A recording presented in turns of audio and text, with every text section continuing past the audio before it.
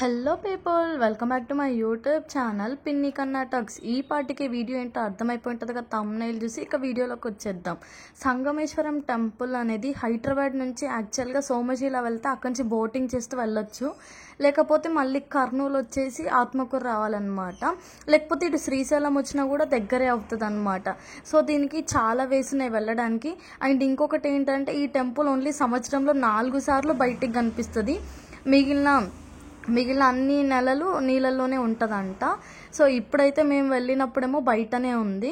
So ఇక్కడ మేము first ఎంట్రన్స్లో దర్శనానికి వచ్చేసాం కదా, సో ఇక్కడ బయట తడకలు అవన్నీ ఉన్నాయి కదా, ఇక్కడ నుంచి టెంపుల్లోకి ఎంట్రీ ఇచ్చాము. ఇక్కడ పూజ చేస్తున్నారు పూజారి, వినేయండి మీరే.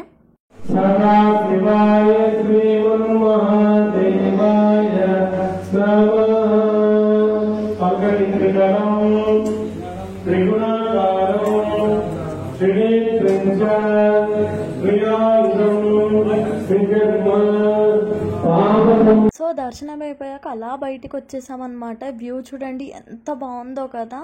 సో ఈ వాటర్, ఈ వ్యూ, ఇంకా ఇక్కడే కూర్చుంటే ఎంత ప్రశాంతంగా అనిపిస్తుంది అంటే, టెంపుల్ చూడండి వెనక నుంచి ఇలా వీడియో స్క్రోల్ చేస్తున్నా అనమాట. చాలా మంచిగా అనిపించింది.